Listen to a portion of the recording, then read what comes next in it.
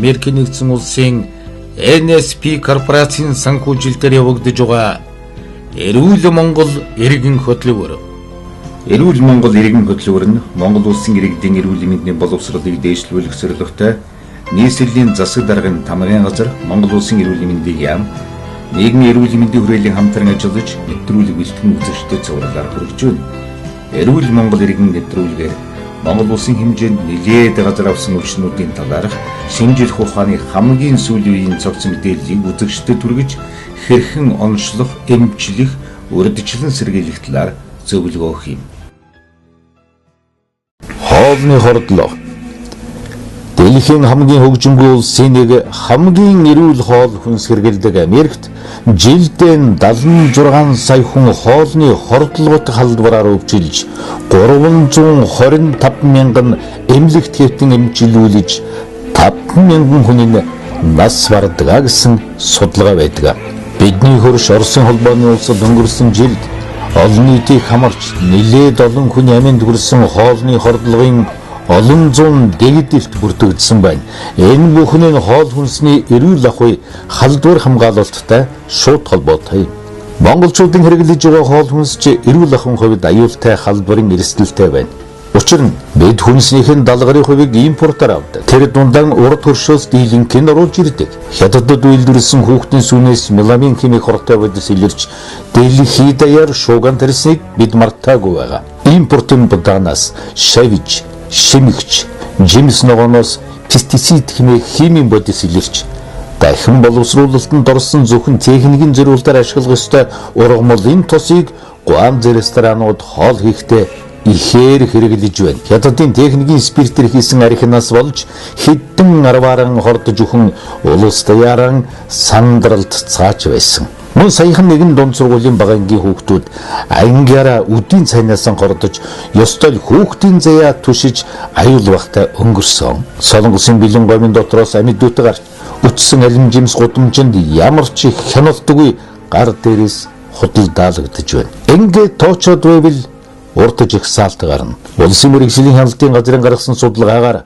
зах зээл дээр байгаа 400 гаруй нэр төрлийн хүнс чанаргүй хортой болох нь тогтоогдсон. Сүүлийн жилүүдэд хөрс умдны ус ихээр бохирдож, гэдэсний элдв халдварт өвчин ихээр үүсэх болсныг мэргэжлийн байгууллагууд судалгаагаараа тогтоогод байна.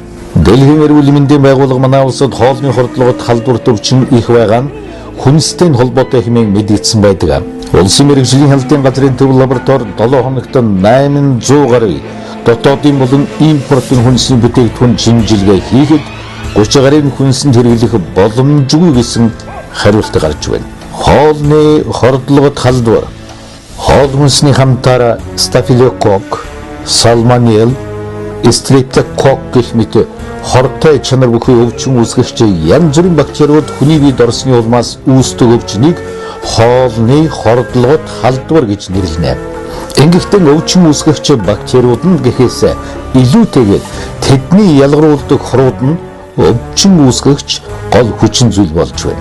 Америк нэгдсэн улсын NSP корпорацийн Bucklerum Plus бүтээгдэхүүн нь элэгний хоргойжуулах үйл ажиллагааг дэмжих өндөр үйлчлэл үзүүлдэг учраас хоолны хордлогын үед хэрэглэхэд нэн өндөр үр дүнтэй.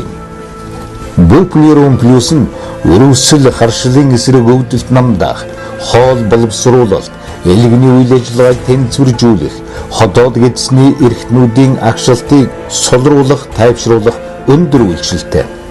Учир нь организмын ус электролитийн тэнцвэрийг хэвэн болгож элэг дэлүү нойр булчирхан үйл ажиллагааг зохицуулах үйлчилгээтэй аттрактив хоол боловсруулах үйл ажиллагааг хэвэн болгож гэдэсний хамны шимэгдүүлэлтийг сайжруулж гүйлгэлтийг зогсоож дэлүүний үйл ажиллагааг сайжруулж эмгээг төрөгч нянгийн өсөлтийг зогсоох өрүүл мөөг зэрэг үйлчилгээний 10 хэдэн төрлийн ургамлыг агуулж байна.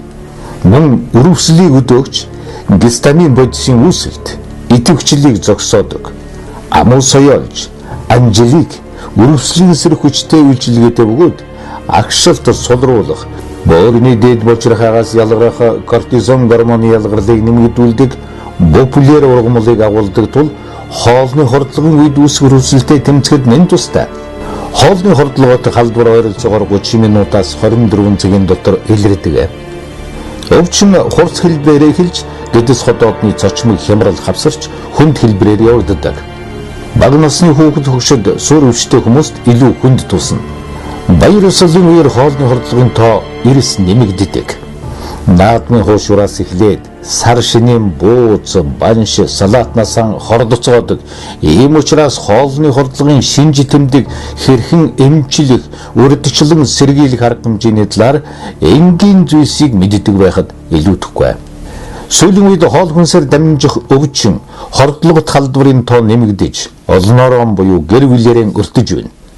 Янз бүрийн хүнсний бүтээгдэхүүний буруу сонголт, хадгалалт, үйлдвэрлэлийн технологийн горим алдагдах, шууд хэрэгэлдэг жимс ногоог угаалгүй идэх, түүхий, дутуу чансан өндгөр хийсэн хоол, мах, загас, салаат, цөцгийтэй бялуу, нарийн бов зэрэг нь халдварын гол шалтгаан болж байна. Хоолны хордлого хоол хүнс ялзарч муудахад амархан зуны ихэнх сараас намрыг дуустал гарах нь олонтой. Хоолны хордлогын 60% зуны цагт гардаг. Түргэн мууддаг, өндөг, цэцгийтэй хүнсний бүтээгдэхүүн, ялзарч муудсан мах, загас, өндөг, мөөгнөс болгоомжлох хэрэгтэй. Энэ өвчний 85-аас 90% нь нянгаас үүсдэг.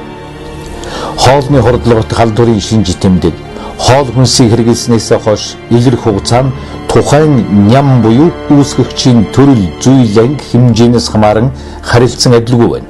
Хоол хүнсийг хэрэглэснээс хойш тодорхой хугацааны дараа гэдэс бацлах, халуурах, толгой өвдөх, бөөлжих, ядрах, ойрхон цус, цусны судал, залхахтай, усрахыг суулгах, дотор муухайрах, бөөлж судгах, ам цангах, гар хөл үе мөчөр өвдөх, татах гэх мэт нийтлэг шинж тэмдгүүд илэрдэг.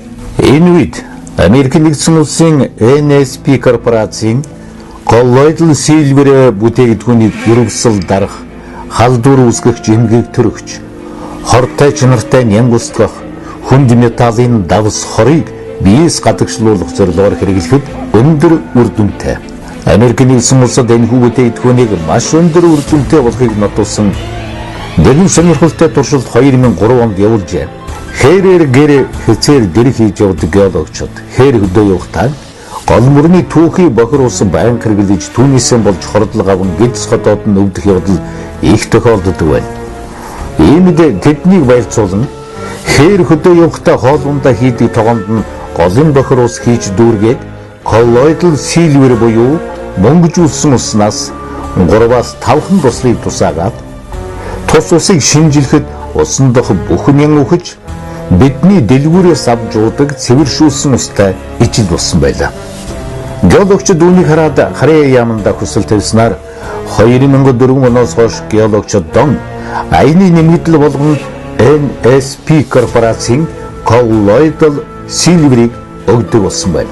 Дэлхийн 2 дугаар дайны үед мөнгөний усамлыг эмчилгээний зорилгоор маш өргөн ашиглаж байгаад эмийн үйлдвэрлэлийн эрчимтэй хөгжлийн үеэр химийн аргаар гаргаж авсан нийлэг антибиотикуудад зүй усаар шахагдсан. Антибиотик дээд тал нь арвалс хэтрэхгүй төрлийн бактерийг таньж устгадаг бол мөнгөжүүлсэн ус буюу коллоидал сильвер нь 650 гаруй төрлийн нянг таньж устгадаг. Дэлхийн нийтээр антибиотикийг анх нээж хэрэглэснээс хойш 50 гаруй жил болоход ням бактериуд түн дасаж мутацид орон улам тэсвэртэй болж бүр антибиотикоор тэжээгдэг болсон байна. Харин коллоидал сильвертэй дасна гэсэн ойлголттой байхгүй шууд устгадаг. Ийм учраас гэдэс өвдөж суулгаж эхлэнгүүт нэг цайны халбага коллоидал сильверийг хилэн дороо 1 минут байлгаад залгихад ням бактери өгж байсан байна. Америк нэгдсэн улсын NSP корпорацийн ногоон ургамлын мөхөлөх хэмээх хлорофилл бүтээгдэхүүнийг хордлого тайлж шингэн нөхөх, нян, богинцрийн өсөлтийг зогсоож устгах, эсийг хүчил төрөгчөөр хангах, цусан хангамж, дархлын системийн үйл ажиллагааг дэмжих, витамины нийлэгжилтэнд оролцдог ферментийн үйлчилгээг идэвхжүүлэх зорилгоор усанд найруулан хэрэглэхэд маш өндөр үр дүнтэй. Уурэг задлагч ферментийн дутагдлыг нөхөх, уургийн задрал, шимэгдэлтийг сайжруулах үйлчлэлтэй NSP корпорацийн Portiaza Plus бүтээгдэхүүнийг ходоод эзний замын бичил орчныг хэвийн болгох, өрөвслийг дархлааг сайжруулах, хаван хөөх, цусны бичил эргэлтийг сайжруулж нөхөн сэргээх процессыг хурдасгах, ходоод эзний замын бичил орчныг хэвийн болгох, өрөвслийн эсрэг болон хоол шингээлтийг сайжруулах зорилгоор хэрэглэхэд хоолны хордлогын үед өндөр үр дүнтэй байдаг. Фермент хэрэглэхэд эсрэг заалт байхгүй. Ферментийн илүүдл үүсэхгүй. Нойр болжрахыг хамгаалах өндөр үр дүнтэй. Эрүүлэнх 100 наслахын нууц NSP.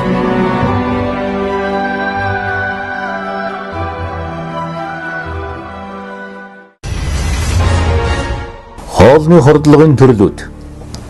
Хоолны хордлогыг нянгийн бус гэж хоёр хуваана. Нянгийн хоолны хордлого нь эмгэг, хоруу төрөгч салмонелла гидсний бүлгийн савханцар, стафилококк болон бусад агааргүйтэн нянгаар үүсгэгдсэн хордлого юм.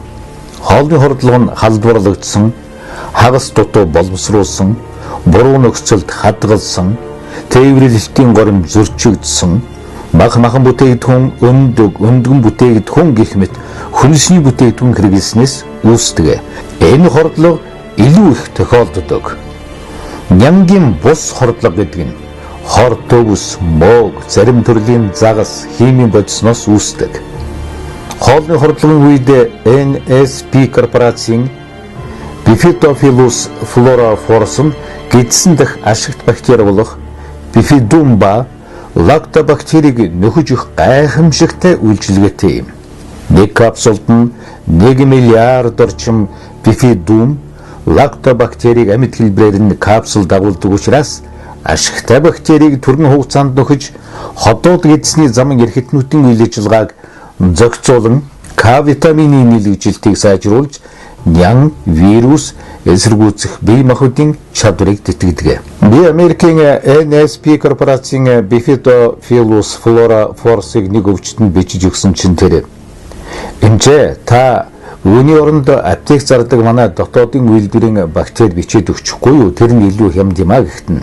Би тэгвэл ампултай байдаг дотоодын үйлдвэрийн лактобактерийг аваад алгаар нумтаглаж яваад хагас стакан усанд хагас стакан содыг найруулж уугарай гэсэн.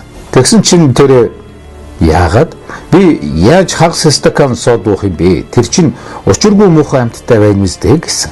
Тэгэхээр нь би учир нь амьд бактери бүдүүн гидсэнд очих хүртэл замд нь ходоодны хүчил түүний устгахчдаг.